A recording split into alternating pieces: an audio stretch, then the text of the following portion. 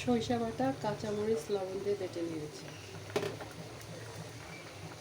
সরিষা বাটা দিয়ে পাঙ্গাস মাছ, পেঁয়াজ বাটা, সব মশলা দিয়ে কষিয়ে পাঙ্গাস মাছটা দিয়ে দিয়েছি। পাঙ্গাস মাছ কিন্তু আমি কষিয়ে নিয়েছি, এগুলো ভাজি নেব। আর রান্নাটা হচ্ছে সরষের তেল। আর এটা আমি ঠিক নামানোর আগে দেবো, তাহলে দিতে হবে না। আর হচ্ছে ডাল, আলু ভর্তা। আজকে হলো মঙ্গলবার। শুভ দুপুর সবাইকে। পাঙ্গাস মাছ সরিষা বাটা দিয়ে পাঙ্গাস মাছ রান্না করছি।